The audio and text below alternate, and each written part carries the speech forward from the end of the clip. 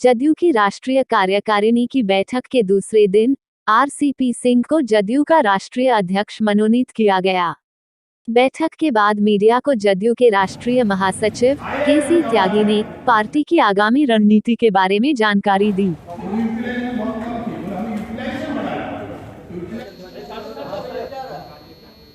दिसंबर को पार्टी के राष्ट्रीय पदाधिकारी, पार्टी की राष्ट्रीय कार्यकारिणी और पार्टी की राष्ट्रीय परिषद की विशेष बैठक आहूत है, अभी भी चल रही है। कल भी हम लोगों ने कई प्रस्तावों पर चर्चा की थी, जिसका संक्षिप्त उल्लेख मैंने कल शाम को किया था। आज जो प्रस्ताव पास हुए हैं उसमें सबसे महत्वपूर्ण है श्री नीतीश कुमार जी का संबोधन, जिसमें उन्होंने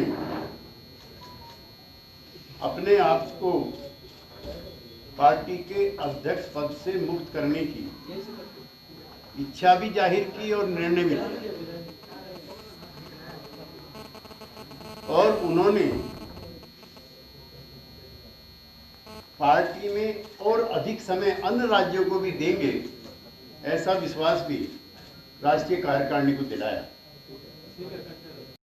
अब जब अध्यक्ष पद से इस्तीफा दिया है नीतीश कुमार जी ने, तो उन्होंने मीटिंग में एक और बढ़िया बात बताई कि इस बार का जो जन आदेश था उसके बाद वो मुख्यमंत्री नहीं बनना चाहते। उन्होंने ये अपना डिसीजन अपनी पार्टी और मित्र पार्टी को कम्युनिकेट किया। कई लोग संख्या बल की बात जब उठाते हैं तो हमारा मानना है कि नीतीश कुमार संख्या बल के नहीं, वो साख के नेता। 2005 में भी जब, या 2005 से पहले भी जब वो मुख्यमंत्री बने थे, तब संख्या बल उनके पास नहीं था, लेकिन क्रेडिबिलिटी थी, साख थी। इसलिए नीतीश कुमार के नेतृत्व को, उनके आभा मंडल को संख्या के आधार पर नहीं देखना चाहिए।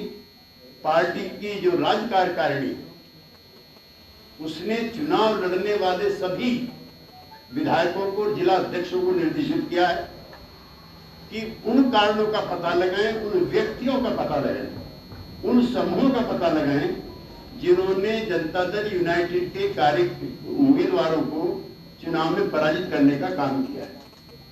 हम सारे विश्लेषणों से भी यह सहमत है कि नीतीश कुमार की साख में कोई बट्टा लगा या कमी आई।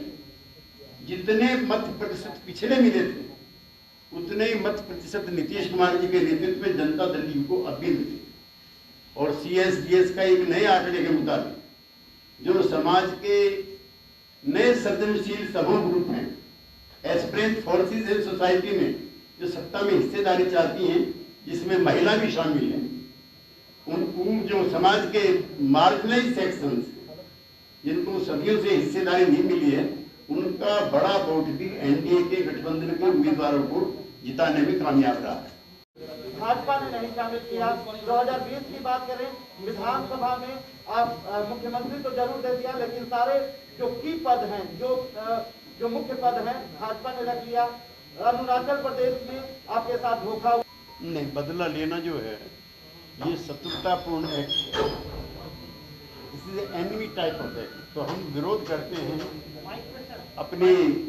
अपना प्रोटेस्ट करते हैं। बदला शब्द जो है ये तो योद्धाओं का है, हम योद्धा नहीं है, political party. LJP is not the part of Bihar NDA, ना दिल्ली में ना यहाँ पर। देश के प्रधानमंत्री कह चुके हैं, पहली मीटिंग में जो उनकी सासाराम में हुई थी, Bihar NDA means A कोalition led by Shri Nitish Kumar. हमारे पार्टी के नेताओं ने अमित शाह जी से और नड्डा जी से आग्रह किया था कि ऐसा अनुशासित विपक्ष तो आपको मिलेगा ही नहीं कि सरकार बीजेपी की है और नेता प्रतिपक्ष जेडीयू का है, जिसने कभी कोई असुविधा सरकार के लिए पैदा नहीं की। लिहाजा हमारे लोगों को मंत्रिमंडल में शामिल करके इसको और मजबूत बनाएंगे। ये अफसोस है कि बजाय मंत्रिमंडल में शामिल करने के उन्होंने अपनी पार्टी में शामिल किया। This is against the basic spirit of performing the धर्म ऑफ गठबंधन। ऐसा नहीं करना चाहिए। इसमें प्रेम, भाईचारा, सद्भाव ये ऐसे गठबंधनों के मूल आधार होते हैं। बिहार में के गठबंधन से भी सबको सीखना चाहिए। पिछले 15 वर्षों में भारतीय जनता पार्टी और जनता दल यू इस सरकार में कभी भी अंतर विरोध मंत्रिमंडलीय फैसलों को लेकर के नहीं उभरे। दो अलग अलग पार्टियां, अलग अलग विचारधारा हैं, इसके बावजूद भारतीय जनता पार्टी के मंत्रियों को कभी शिकायत नहीं। ऐसा आरोप हमारी पार्टी के किसी नेता ने नहीं लगाया है। लेकिन एलजेपी जिस स्वच्छंदता के साथ चुनाव लड़ी, उसको उस तरह से हम लोगों को रोकना चाहिए था चुनाव न लड़ने के लिए, जिसकी वजह से एनडीए संख्या बल के करीब आते आते बाल बाल बचा है। इसमें दोस्त की मंशा पर आप लोगों को कोई शक नहीं